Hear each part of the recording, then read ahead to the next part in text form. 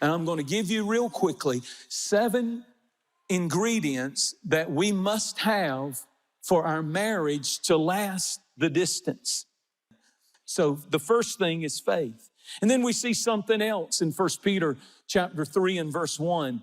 He says that you are to submit. He talks about accepting God's plan for your home. And when he does that, he starts off by telling the women to submit to the husband as the head of the homes. 1 Corinthians 11 and verse 3 says that God has placed, and I'm just the message boy, I'm just here to give you this, and this is what it says. He says, if you want to know, and listen, you can choose to ignore this. You can say that's not modern enough. That's not progressive enough for the way I see it. But he says, I want you to know that the head of every man is Christ, and the head of the woman is the man, and the head of Christ is God. So you must accept God's plan for the home. The second word is acceptance. What does that mean? That means you accept one another's role. And the man is the head. That does not say the man is the boss. The head of the home is not the boss of the home. Then what does it mean? What does the head of the home mean? It means you have, as the man, the responsibility of the home. You see, equality of worth is established in the Bible. He said we're neither male nor female in God's eyes. And he says there's no one worth more than the other. But when it comes to function, we're not the same in the function. And God said the head of the home, not the boss of the home. And the word head means responsibility. It does not mean you have greater privilege. It does not mean that you have greater privilege. It means you have greater responsibility. It means if the marriage is not working, you have greater responsibility, sir. To be the head of the home means if the family is in shambles, you have greater responsibility. It means you take responsibility. It means you have to do the best that you can do and understand the failure. If I let my family fall to pieces, it's not her fault. I have to take responsibility and I have to understand. And God says, if you understand this and each one understands their role, then you can begin to have the ingredients, faith, and then understanding the role that each one and acceptance of that role. A lot of fussing and fighting over this very thing. But once it begins to get in place, God can bless that home. Thirdly, there's contentment. 1 Peter chapter 3, it said that we're heirs together. When you study the life of Abraham and you study the life of Sarah, they had a spirit of contentment. When they started out, they were not wealthy. Now, Abraham became extremely wealthy, and Sarah became extremely wealthy. The Bible said they had very much cattle, gold, silver, and land and possessions. They were extremely wealthy later in life, but when they started out, they had nothing. They were not wealthy. They learned the secret of contentment. And that's why the Bible said they're heirs together, meaning that if you don't have this and you don't have that, really, if you reach that point where I have my husband, I have my wife, and I have my God, and I have food, and I have clothes, and I am content, then you will begin to see the blessing of God. We're living in such a materialistic society. We live in under such financial pressure, and we don't understand the secret of contentment. When you can get along with God and with one another, and Jesus said, if you've got food and clothing, be content. If you've got more than that, I'm happy for you. If you've got just everything that money can buy, I'm happy for you. The Bible said God takes pleasure in the prosperity of his servants. But to whom little is not enough, nothing is enough. And if you can't be happy, just you and your wife, or you and your husband and God, you won't be happy when it's you and your wife in 10 homes and 10 cars and 10. It all goes back down to what really matters in life. If you have your wife, if you have your husband, if you have your God, if you've got food and clothing, you have all that you need for contentment in your life. The next thing that we see in this text, the next ingredient is forgiveness.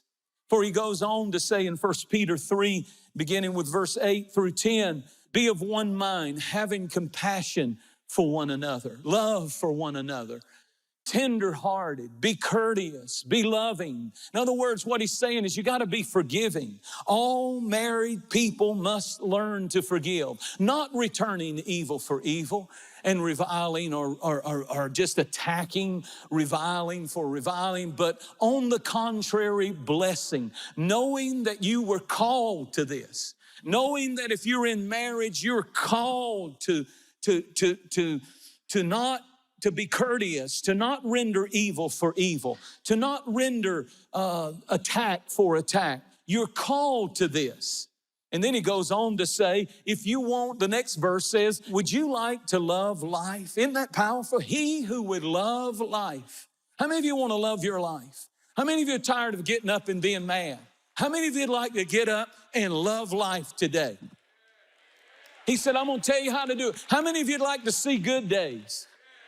How many of you like to see good days in your house? The Bible said in Deuteronomy that your home could be filled with days of heaven on earth. That's a Bible verse, that your days will be as heaven. How many of you like to see good days, and how many of you like to love your life?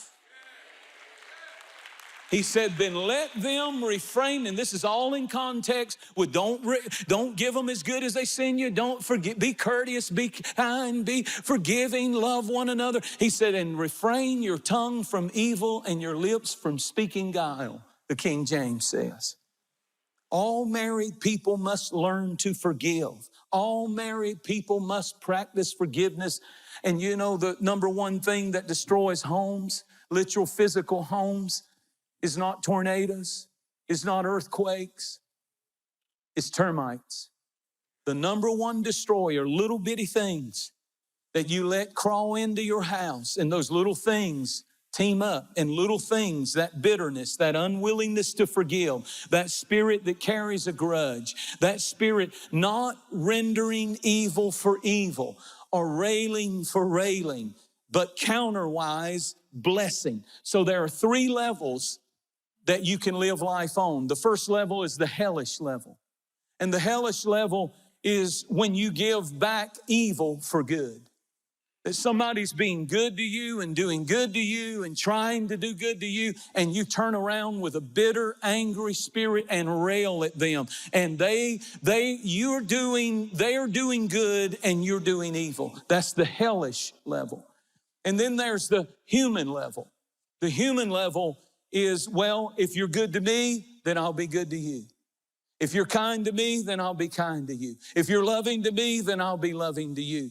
That's human level love. I'll give you what you give me. If you hurt me, I'll hurt you.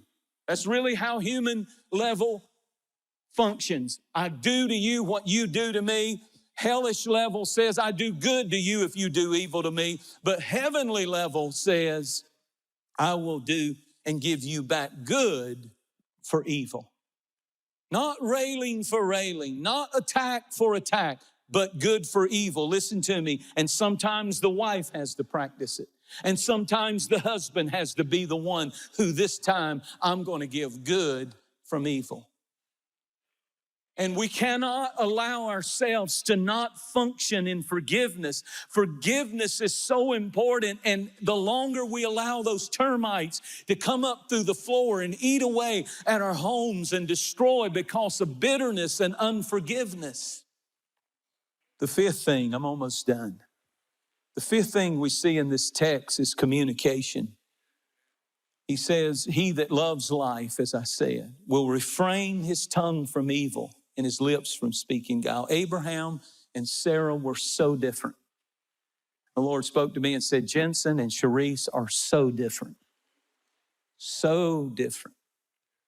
But Proverbs 18:21 says you've got to learn to communicate. Death and life are in the power of your tongue. And then romance. Likewise, you husbands, dwell together with them with knowledge.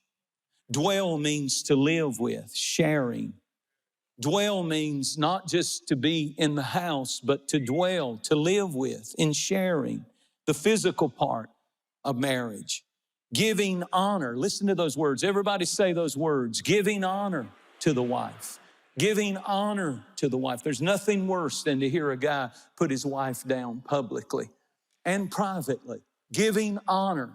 Giving honor. God, help us to give honor. Give honor to your wife. Give honor, value. Show her that she is the number one human relationship in your life. Sincere compliments. Sincere compliments. No cheap jokes. Everybody needs compliments. Everybody. When Sharice tells me I look good, I feel so good. I feel, whether I look good or not, I believe it if she tells me. We need to give more compliments to one another. We need to speak more things. If you think it, speak it. If you think it, if you think they're amazing, if you notice something and you see them doing something and you think, that's incredible. It's so easy to keep that to yourself, but say it. Give compliments to one another. Speak it. Use your communication skills. Keep joy and excitement and romance in your marriage. Call your spouse and check in with them all day. Communicate. Tell them you're on your ride home. The Love Mobile is coming in. Sensitize your lips. I'll be there.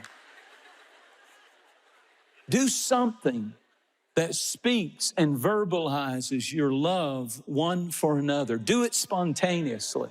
Do it as often as you can. Say, I love you out loud. Let your children hear it. Let people see it.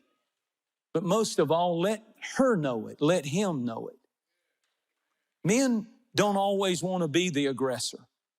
Men also want to know that their wife wants them and desires them. How do you fight fair? I'm almost done. Here's the last point. The last thing we see in this text is he says, make sure that you do all of these things that I've said, that your prayers be not hindered. The last thing, the last ingredient is prayer. Prayer in the marriage. Prayer in the family. Prayer in the home. Praying for one another, agreeing, speaking the name of Jesus over your family, the name of Jesus over your marriage. And I know this isn't some super duper sermon this morning, but if we could just practice half of what we're preaching up here today, our homes, we would see good days. We would have a good life. We would live a good life. We would see more contentment and peace and joy and moments that really is all we have when it's all said and done with one another.